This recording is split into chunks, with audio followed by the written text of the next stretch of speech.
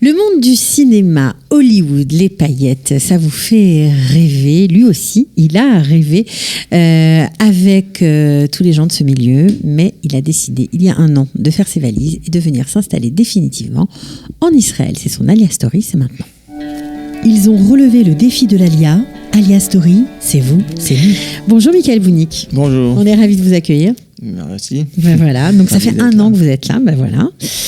Vous connaissiez Studio Qualita avant de venir nous voir ? Ouais, j'ai dû voir 1 ou 2 vidéos comme ça sur Facebook d'un ami à moi aussi qui est de Miami. Ouais.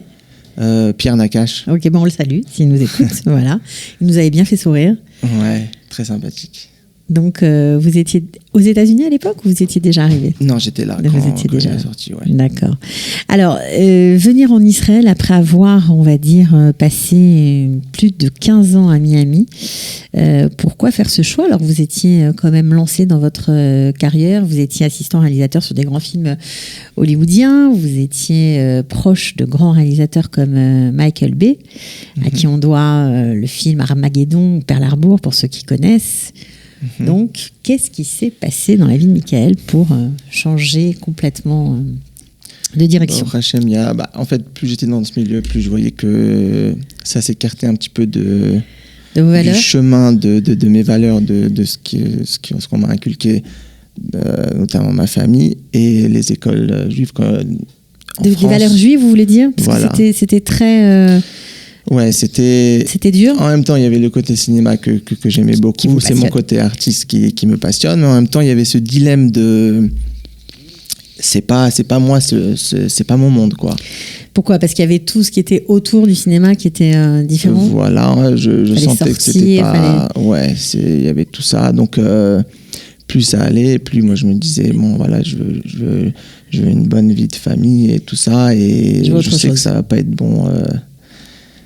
Comme j'étais pas marié encore, mais je sentais que ça allait pas coller. Donc petit à petit, je me orientais aussi pour faire tout ce qui est les vidéos corporate, c'est-à-dire des publicités, des films d'entreprise, exactement, des publicités, des clips aussi de musique. Clips de musique, ouais. Vous aimez beaucoup la musique aussi. Bien sûr. Ouais. Quand on est dans le milieu du cinéma, ça colle ensemble, c'est ensemble. Et donc voilà, petit à petit, j'ai fait mon projet passion là-bas. Et vous saviez que si vous aviez insisté, vous auriez pu... Ouais, parce que j'avais les contacts et j'ai produit un film, réalisé un film moi-même qui a complètement épaté tout le monde dans le milieu là-bas. C'était et le début, plus ça allait, plus les gens ils voulaient investir. J'avais déjà des propositions d'investissement et tout ça. De travailler avec vous, parce que vous faites beaucoup d'effets spéciaux aussi. Donc voilà. J'ai mis vraiment tout dedans, tout le paquet dedans. Vraiment que... ça veut dire tous les avions de chasse, les hélicoptères. C'était une démo, en fait. C'est parti comme une démo, comme une bande-annonce. Après, ça devenait un film. Et après, je voulais le présenter à des gros investisseurs et les plus gros réalisateurs et tout ça. Et plus ça allait, plus je voyais ils étaient intéressés. Mais en même temps, moi, j'avais satisfait cette envie en moi de prouver que vous étiez capable. De prouver que j'étais capable de faire ce film-là. Et c'est-à-dire c'était un truc où j'étais obligé, pour moi, j'avais besoin de me prouver. Et à partir de ce moment-là, je voyais que ça s'ouvrait les portes. Mais en même temps, je me disais, plus ça va, plus je suis en train de m'éloigner du émettre, de la vérité, de ce que je veux pour mon couple, pour ma vie. Et c'était trop paradoxal par rapport à ce que je cherchais. C'est-à-dire, plus là-bas on voit le côté les paillettes et tout ça, plus je vois que souvent des filles qui n'ont pas de valeur du tout. Et moi, j'ai été élevé vraiment dans une famille religieuse. Dans une famille très religieuse ? Ouais. Par rapport à là-bas, très, très, très religieuse. Par rapport à ici, maintenant, où j'habite à Givat Shaoul, bon, c'est religieux, mais c'est pas... ils sont très religieux, c'est sûr. Et j'ai été dans les écoles les plus religieuses de France. De Paris. Oui, parce que vous avez grandi à Paris, vous êtes parti à Miami après votre bac. Oui, exactement. Exactement. Après le bac, je suis parti à Miami, 16 ans là-bas, 16 ans aux États-Unis. Et après, donc, il était temps pour moi de me marier. Et de vous marier, donc vous avez trouvé votre femme en Israël. Donc je venais faire des shidduchim ici en Israël. Et c'est là que, pour Hachem, il y a 2 personnes différentes qui m'ont proposé ma femme. Et voilà, donc à partir de là, pour elle, il n'était pas question vraiment de bouger d'Israël. Et donc j'ai dû et ça allait avec ce que je ça allait dans votre changement intérieur. Je comptais venir faire ma alia, mais c'était peut-être pas tout de suite. Je voulais encore un petit peu profiter, percer un petit peu encore là-bas parce qu'on dit pour être millionnaire en Israël, il faut venir milliardaire. Donc alors justement, comment on prépare son alia quand on est dans ce milieu-là? On sait que c'est un autre chose qui vous attend ici et surtout personne ne vous attend. Il y a de très bons réalisateurs israéliens, il y a plein de choses à faire, certes, mais ça ne doit pas être facile quand on n'a pas de contact, on n'a pas de réseau. Ouais. Comment vous vous êtes préparé techniquement?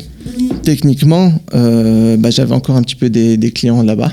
Ok, donc vous avez continué à travailler? Un petit peu. Ouais. Et après, c'est tout une question de émouna. Je sais que quand je lâche tout là-bas, tout ce que vous aviez en cours, je lâche ma famille, tout, et pour venir ici, pour des raisons que je sais qui vont entre guillemets faire plaisir à Hachem, je sais que j'ai aucun doute que ça va complètement marcher, que même si au début ça va être un petit peu difficile, tout va rentrer en place. Ouais. Et c'est ce qui s'est passé. Au début c'était dur, il fallait un petit peu se taper pour trouver les clients et tout ça, se prouver, parce que en plus des fois je devais leur montrer alors qu'est-ce que j'ai fait, mais c'était pas forcément, ça correspondait pas forcément à ce que les gens n'ont pas forcément beaucoup d'imagination. Voilà. Donc c'est pas évident. Donc après j'ai commencé à travailler un petit peu, j'ai fait des projets d'entreprise ici. Je travaille aussi beaucoup avec des associations de Torah, comme Torah Box, comme Joie de Vivre. Vous avez fait des films pour eux? Voilà, des films pour Torah Box, Joie de Vivre et Aïe aussi. On a été à Ouman avec Aïe, on a filmé un clip magnifique. Un clip de musique? Ouais, musique qui s'appelle Just Like That.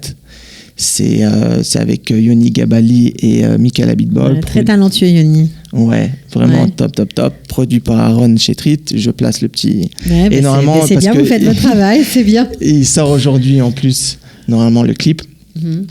Et voilà, avec Joie de Vivre, on est en train de travailler sur une série qui parle de la vie du Rav Shalom Aroush, qui a vendu des millions et des millions d'exemplaires de livres. Donc on est en train de faire sur sa vie là, et avant qu'il fasse Teshuvah.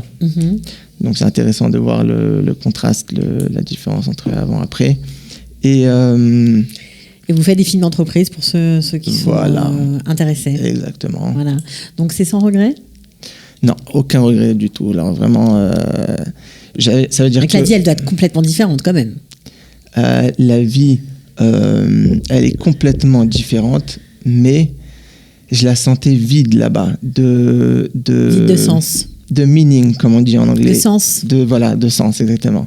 Vide de sens, c'est-à-dire que c'était tout avait l'air de coller bien et tout ça, mais c'était pas le vrai. Et là maintenant, même si les cachets ne sont pas les mêmes qu'en Amérique. Ben évidemment. Et la vie est méode cachée ici.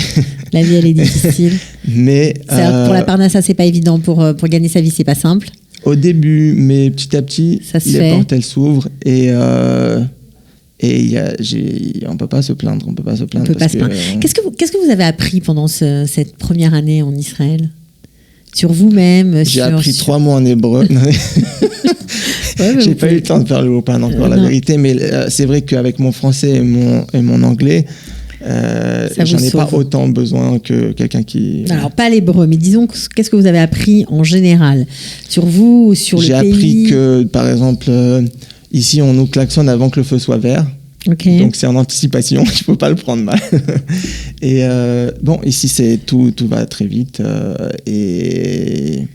Il faut avoir ce côté un petit peu blata, comme on dit ici. Il faut être culotté. Il faut être culotté. Il faut taper aux portes. Ouais, il faut être culotté, il faut taper aux portes, il ne faut pas avoir peur de...